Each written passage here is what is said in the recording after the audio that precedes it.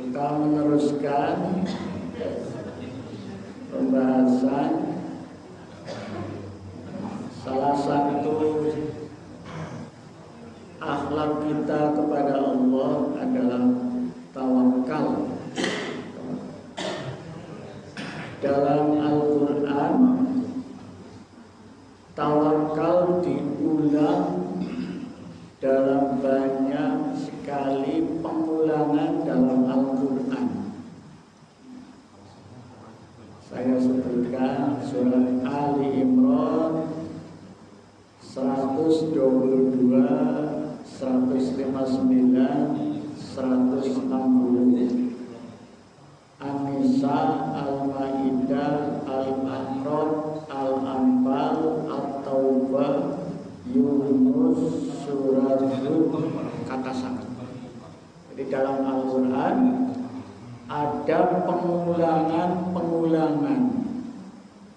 Dalam surat Al-Insyirah, fa inna ma'al usri yusra. Diulang balik, inna ma'al usri yusra.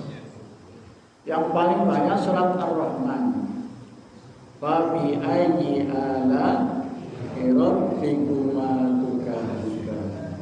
Diulang atas pimpinan 31 kali. Salah satu hikmah mengapa ada pengulangan, karena ada sesuatu yang penting diulang. Nah, maka kita akan membahas salah satu akhlak kita kepada Allah, yaitu tawakal. Dan tawakal di dalam Al-Quran diulang berkali-kali. Kita tadarus surah Ali Imran yang diulang 2 kali dalam surat ini. Saya membacakan, nanti diikuti bersama-sama. A'udzu billahi minasy syaithanir rajim. A'udzu billahi minasy syaithanir rajim. Ma bima rahmatin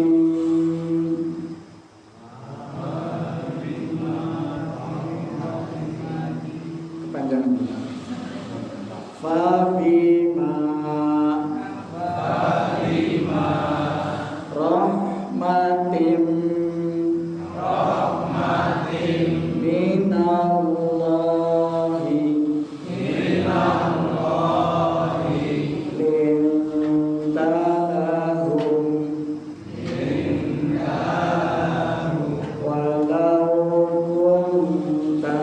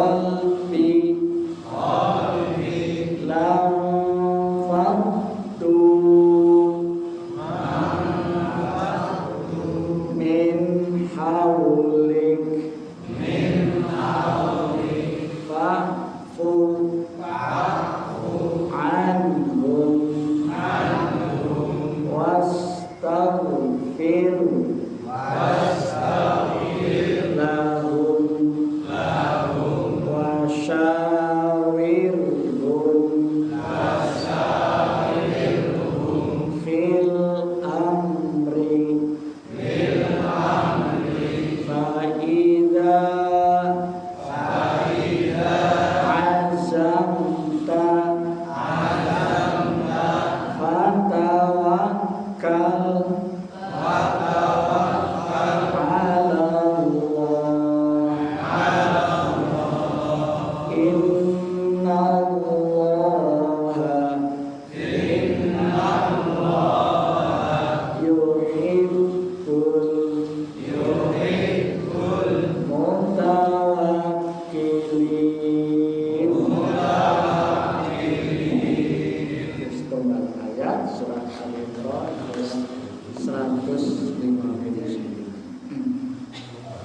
kita potong bagian ujung akhir ayatnya.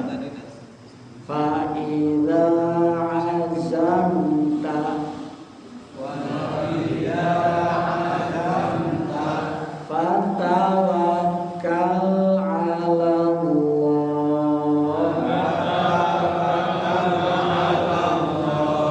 innallaha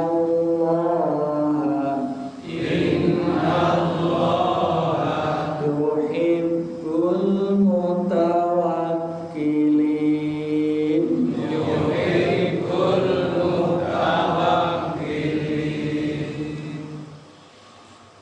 Saya potong di bagian ujung ayatnya. Apabila engkau telah membulatkan tekad, maka bertawakallah kepada Allah. Innallaha satemene Gusti Allah niku yuhibbu, mencintai. Allah mencintai kepada siapa? Orang-orang yang bertawakal. Ini sebentar ayat. Ayat berikutnya hampir sama, tapi kita potong ujungnya saja. Ujung ayatnya wa 'alallahi falyatawakkalil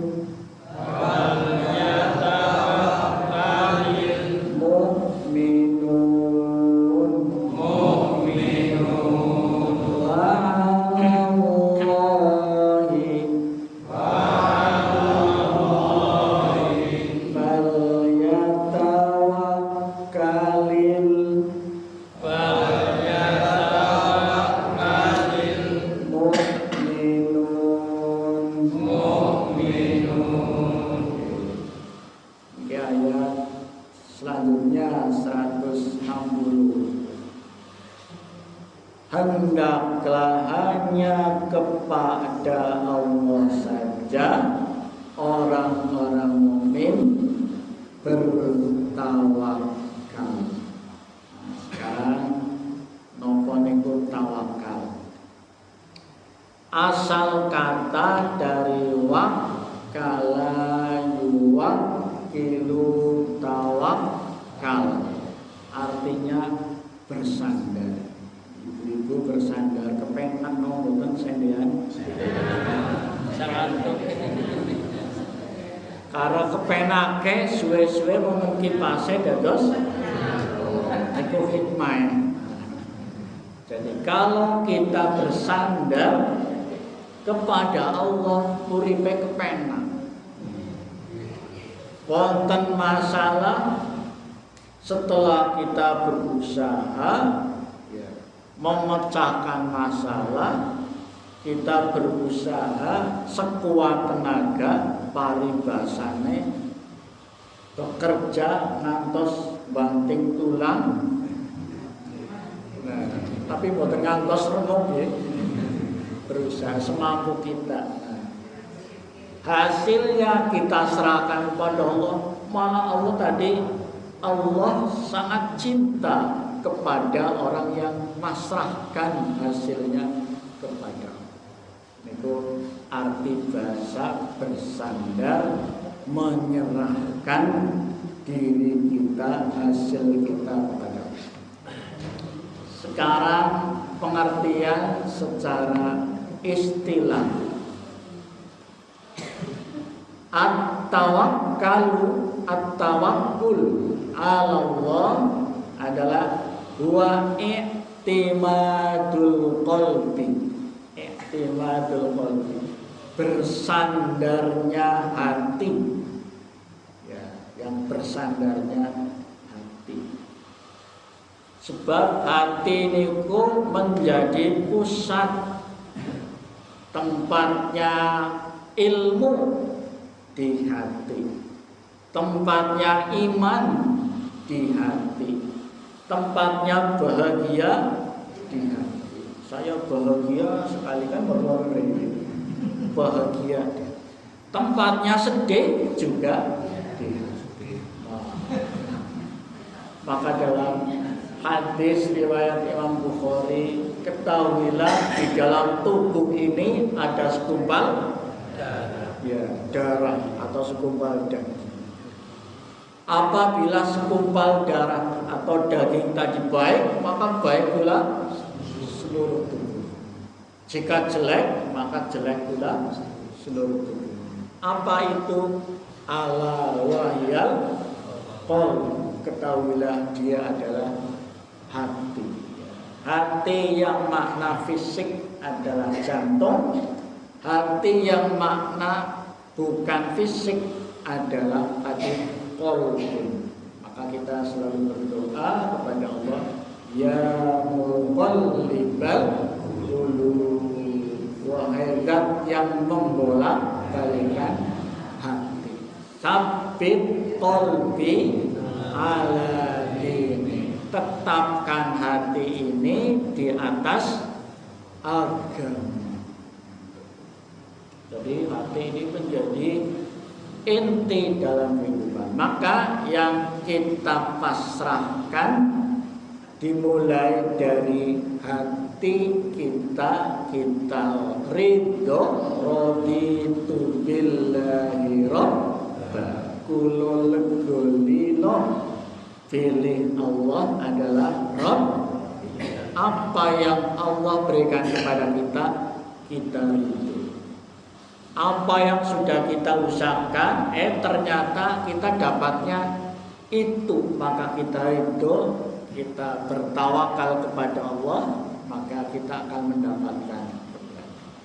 Yang selanjutnya, ma'afid lil asbabi, dengan tetap melakukan usaha. Lah, aku pasrah bongkongkan. Pendeng gepeng mati urip melu titik-titik. Iku mboten tekan. Mati urip pendeng gepeng. Kita berusaha karena memang kewajiban kita dititahkan oleh Allah untuk berusaha. Sebanyak usaha itulah sebanyak tingkat pahala kita. Maka al-ajru biqadari ta'abi, pahala itu ditentukan oleh namanya kelelahan, capaian usaha yang dilakukan. Kalau kita banyak usahanya, maka pahalanya juga banyak. Ini jadi terus tetap berusaha. Tapi nanti yang menentukan adalah Allah Subhanahu wa ta'ala. Nomor setunggal. Nomor kali tawakal inggih menika i'timadul qalbi, bersandarnya hati, kita ridho kepada Allah, fistijlabil masolihi, dengan dalam mendatangkan manfaat, ya, dalam mendatangkan manfaat. Jadi tadi kita pasrah, tapi terlebih dahulu kita berusaha secara maksimal. Ada satu hari sahabat Nabi naik kendaraan masuk masjid, kendaraan zaman rino, onta. Kemudian sahabat tersebut sudah pasrah kepada Allah. Ditanya, kok kendaraannya tidak dikunci, tidak diikat? Ya, saya sudah pasrah. Karena apa tadi ayat Al-Qur'annya, sesungguhnya Allah cinta kepada orang yang bertawakal. Saya sudah tawakal kepada Allah. Padahal belum diikat, belum dikunci. Maka Nabi menjelaskan, i'tilha fatawakkal Allah. Kamu ikat dulu, baru hasilnya diserahkan kepada Allah. Usaha secara maksimal, hasilnya diserahkan kepada Allah. Yang nomor 3, wadaf'il madorri ma'fi'lil asbabil masyru'ati, disertai melakukan sebab-sebab yang disyariatkan dengan cara mencari sebab-sebab. Lapar banget, supados perutnya isi, nopo carane? Makan. Nah, manusia yang diberi nafsu, ada kalanya nafsunya jelek, maka terkadang nafsu yang baik tertutup oleh kejelekan, sehingga dalam melakukan usaha tidak secara syar'i. Wal dua apa kali?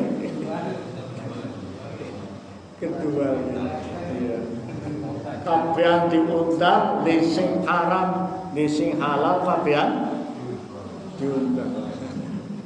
Itu padahal di dalam diri kita tadi ada masyru'ah, ada cara. Nah, itulah fungsinya ada agama, ada akal untuk menimbang apakah usahanya itu maslahah, tadi maslahah, usahanya membawa manfaat, kebaikan, membawa namanya kebahagiaan dunia maupun akhirat. Nah, disinilah fungsi agama adalah agar kita di dalam berusaha sehat, selamat, bahagia dunia dan akhirat. Subhanallah, ini ajaran Islam sudah menggariskan ketika kita berusaha agar kita selamat, bahagia dunia akhirat, maka ada tuntunan. Yang selanjutnya nomor 4, mungkin kita rumuskan. Hakikat dari tawakal sidqu i'timadul qalbi, yaitu keyakinan yang kuat, keyakinan yang benar kepada Allah, Allah azza wa jalla fistijlabil masolihi, dalam mendatangkan, menginginkan manfaat kebaikan, wadaf'il madari min umuri dunya wal akhirah, serta menolak madarat dalam urusan dunia maupun akhirat. Jamaah rahmatullah, dari pengertian pertama sampai kelima tadi, maka semakin tinggi orang beriman berarti tawakalnya semakin tinggi ya. Karena tadi wa 'alallahi falyatawakkalul mu'minun, ciri orang beriman maka tawakal. Tawakalnya tadi berusaha secara maksimal, hasilnya diserahkan kepada Allah. Semakin kita maksimal berarti menunjukkan tingkat keimanan juga kuat. Semiki bahasa anak muda, muda bahagia, muda foya-foya, kepengennya hidup mati masuk surga, sing enak-enak, gampang-gampang.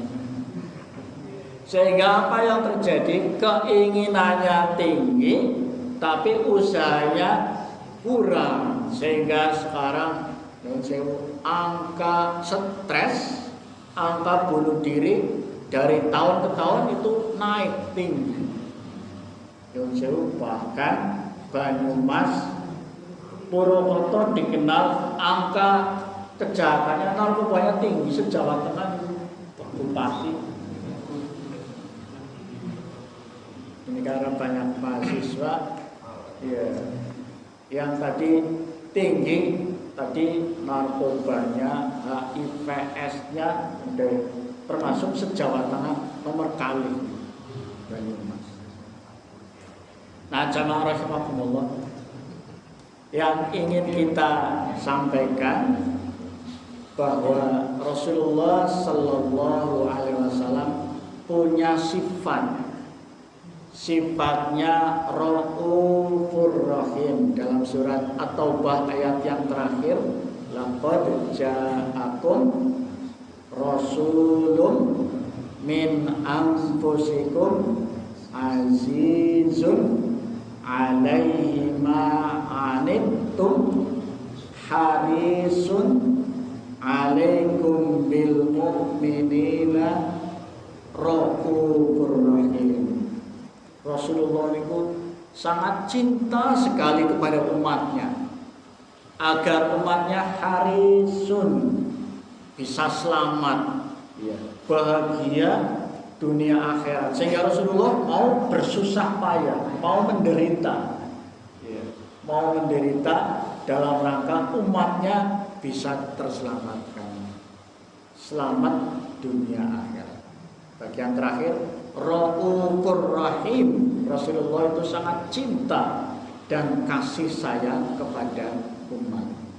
Maka Rasulullah sampai-sampai beliau berjuang betul agar kita semuanya dalam diri kita ada Islam. Dengan Islam maka tadi bahagia dunia dan akhirat. Nah, sekarang kita lihat bagaimana bentuk tawakalnya Rasulullah yang imannya sangat tinggi, yang sempurna imannya, bahkan beliau maksum. Ayat yang kita baca tadi berkaitan dengan perang Uhud. Perang Uhud tanggal pinten? Mboten ngertos, belum ngepek niki. Ya, sudah ada, kita rangkumkan. Saya bacakan. Kalau perang Badar, perang kemerdekaan tanggal pinten?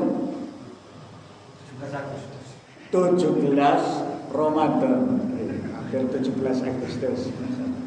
Ya, kemerdekaan kita juga 17 Ramadan, 17 Agustus.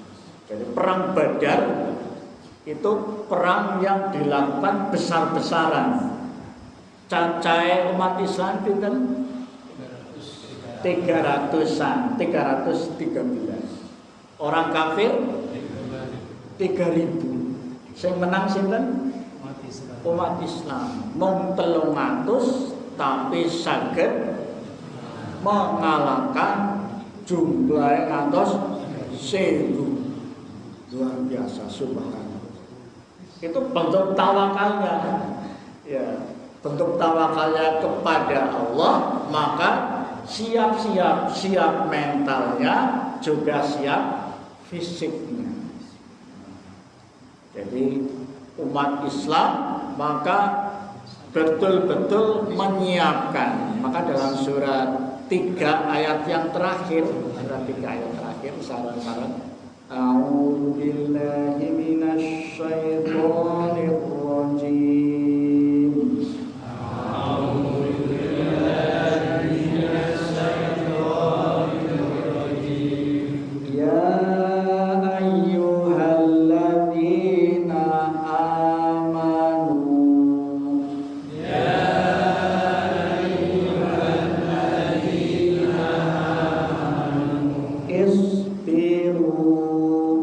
Isbiru wasobiru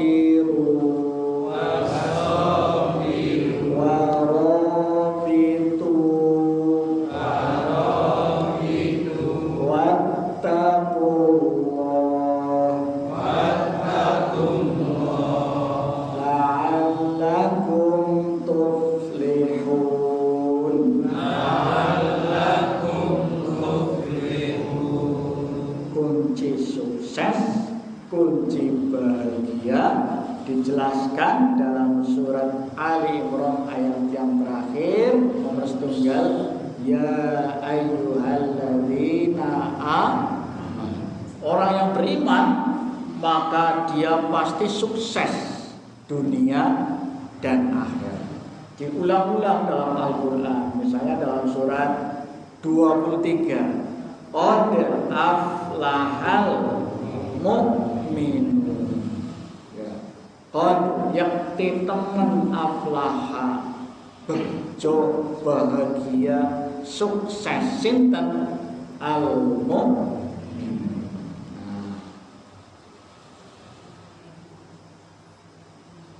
Kunci selanjutnya isbiru bersabar.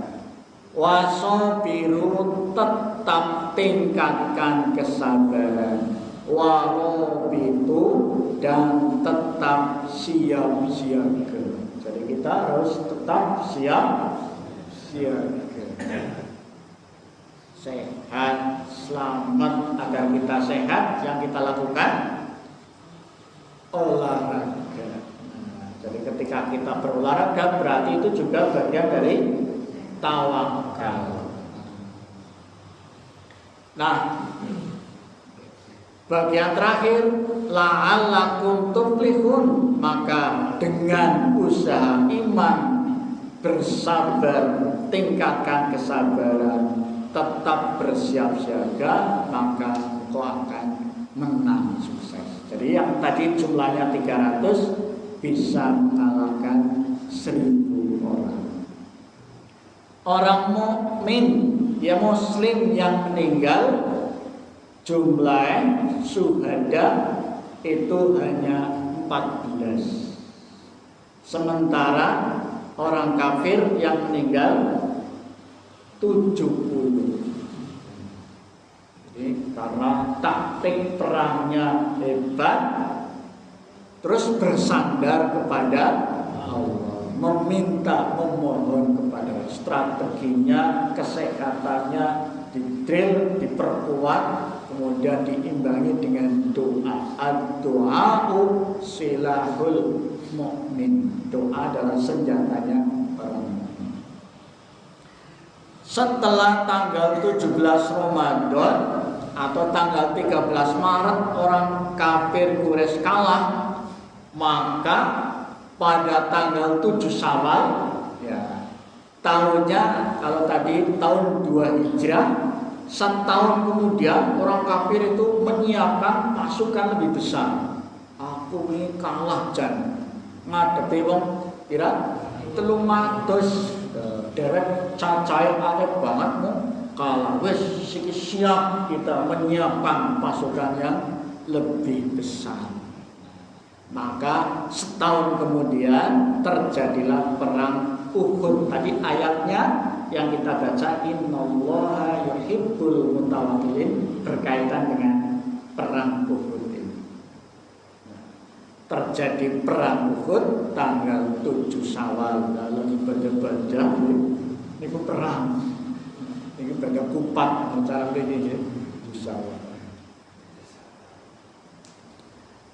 Umat Islam meningkat jumlahnya 700, tapi orang kafir Quraisy jumlahnya lipat kali menjadi 3000. Rasulullah Shallallahu Alaihi Wasallam berpesan karena jumlah umat Islam sedikit, maka Rasulullah berpesan kepada pasukan elit, yaitu pasukan pemanah yang jumlahnya 50. Itu perang Uhud, itu bukit Uhud ya.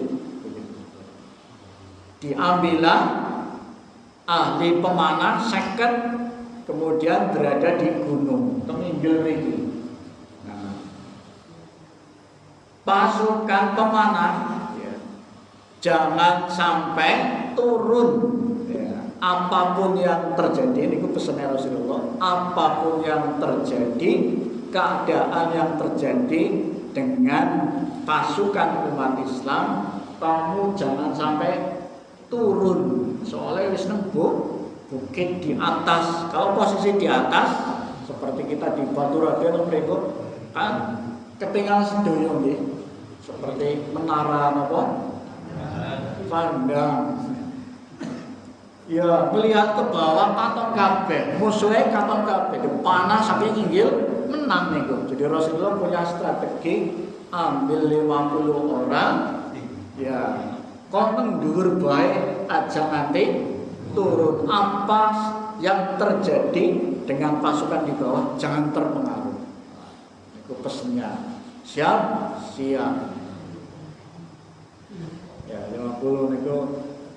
Nah, kemudian terjadi ya peperangan ini ada 3 sisi. Nah, 3 sisi. Di kalangan orang kafir, sayap kanan gunungnya Gunung Uhud dipimpin oleh Khalid bin Walid. Sayap kanan dipimpin Khalid bin Walid. Kemudian sayap kiri dipimpin Ikrimah bin Abu Jahal. Kemudian yang di pusatnya dipimpin oleh Abu Sufyan. Ini semua adalah tokoh-tokoh kafir yang nanti orang tersebut dedengkotnya, musuhnya ya Rasulullah, musuhnya orang Islam, tapi nanti pada akhirnya masuk Islam. Tadi maka ayatnya Fabima rahmatin minallahi lintalam. Rasulullah itu punya namanya watak, punya pribadi yang sangat anggun, yang luar biasa. Di antaranya adalah lemah lembut. Lemah lembut, hatinya tidak kasar, hatinya penyayang. Kalau hatinya kasar, hatinya keras, maka tidak ada orang Islam yang akan masuk. Justru dengan keras, dengan api dikasih air, maka akan menjadi tumpul. Singkat kisah, terjadilah peperangan. Umat Islam sudah menunjukkan kemenangan, Tapi mereka punya yang namanya perang itu ya siasat, menipu siasat. Orang Islam miskin. Ada namanya ahli sufah. Ahli sufah itu orang-orang muhajirin, harta bendanya ditinggal, keluarganya ditinggal, hijrah ke Madinah hanya membawa iman. Ya, mereka menjadi orang miskin, tinggalnya di masjid. Mungkin di sebelah sana ada kamar takmir. Hidupnya di sana, namanya ahli sufah. Tapi walaupun miskin, semangat jihadnya, semangat beramalnya, semangat berbuat baiknya, namanya fastabiqul, lomba-lombanya dalam berbuat baik, semangat, ya, semangat sekali. Maka turun ayat berkaitan dengan fastabiqul, lomba dalam kebaikan, mereka tidak mau ketinggalan. Singkat kisah, kita ngalah saja, harta benda kita tinggalkan di bukit, di bawah bukit sana, ya, kita tinggalkan, kita pasrah, kita kalah. Nah, itu kita nipu agar umat Islam nanti pasti pada rebutan harta benda. Ditinggalkan barang, ada emas, ada parang, ada barang yang berharga dari atas bukit. Kanca-kanca yang di bawah saling mengambil, rebutan. Seneng dhuwur, lho kae dene kancane pada rebutan. Lah awake dhewe nang dhuwur mung longo bae, ya kita hanya melihat, ya maka ada ya yang ngompori, ya ada yang ngompori. Jula kita turun, ya kita melu rebutan. Padahal mereka tidak rebutan, hanya mengambil apa yang ditinggalkan, diambil. Tapi seolah-olah dilihat dari atas mereka sedang rebutan. Nah, anggar awak dewek mempertahankan kene, ya kita tidak dapat apa. Padahal Rasulullah tadi dalam situasi keadaan apapun jangan turun. Soalnya tempatnya strategis dipanah saking nggil, nah itu musuh-musuhnya terkena. Ya, tapi ternyata tipu daya pasukan Khalid bin Walid ini panglima perang yang sangat jitu taktiknya, maka menipu keadaan umat Islam yang tadi namanya ya hatinya tergelincir.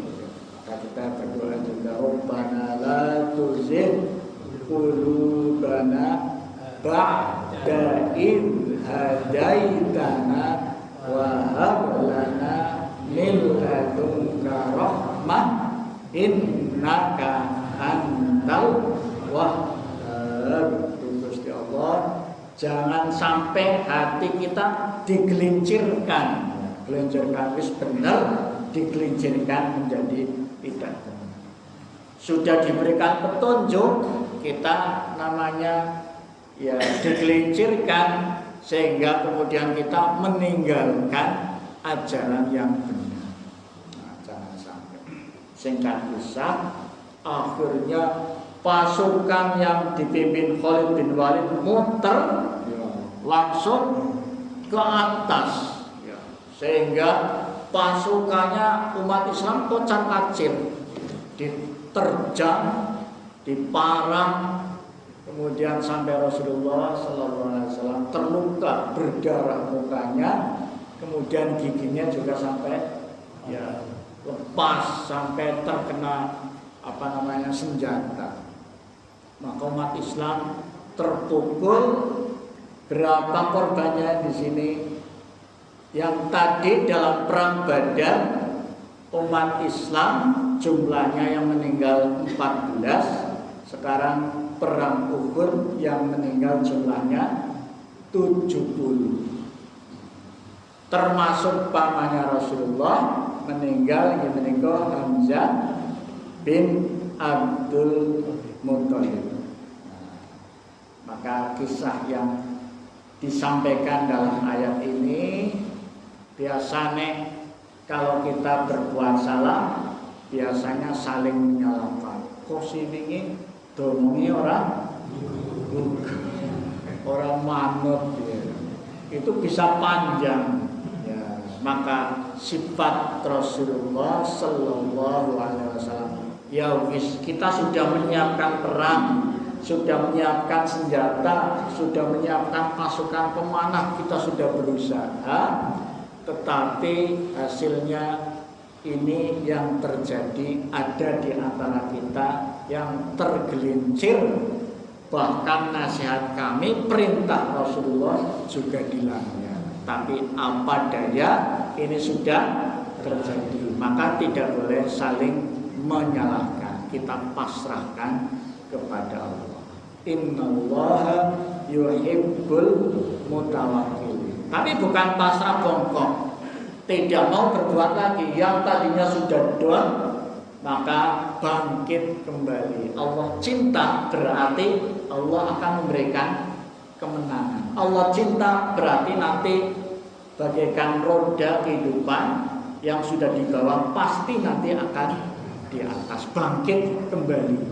Bangkit kembalinya tadi adalah kita mencari muhasabah. Wingi kita kalah apa sebetulnya, ngesok maning tidak boleh seperti itu. Itulah bentuk tawakalnya, yaitu mengambil pelajaran agar tidak terjadi pada periode berikutnya, sehingga perang mempertahankan diri umat Islam pada periode selanjutnya itu selalu menang karena belajar dari kekalahan. Jadi orang yang bertawakal maka tadi mencari sebab-sebab kemenangan, mencari sebab-sebab kelemahan, mencari sebab madorotnya, sehingga kita bisa belajar untuk mendapatkan kebaikan. Semoga kita semuanya senantiasa diberikan oleh Allah taufik, terus berusaha beribadah sampai kapan? Sampai kita dipanggil oleh Allah. Wa'bud rabbaka hatta ya'tiyakal yakin. Terus meneruslah berusaha, berdoa, beribadah sampai kita dipanggil oleh Allah. Kalau kita melakukan dengan terbaik, pasti Allah akan membalas dengan balasan yang terbaik. Dalam surat Ar-Rahman, a'udzubillahi minasyaitonir rajim.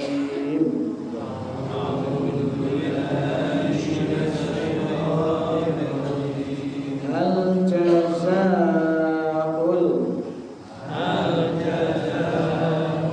ihsani illal ihsan. Fabi ayyi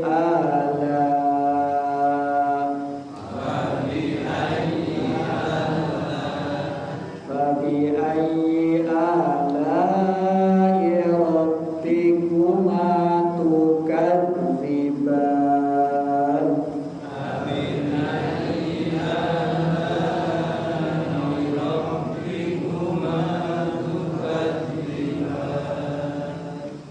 Jazaa'ul ihsan, tiada lain balasan orang yang berbuat ihsan, melakukan dengan terbaik, maka Allah akan memberikan yang terbaik.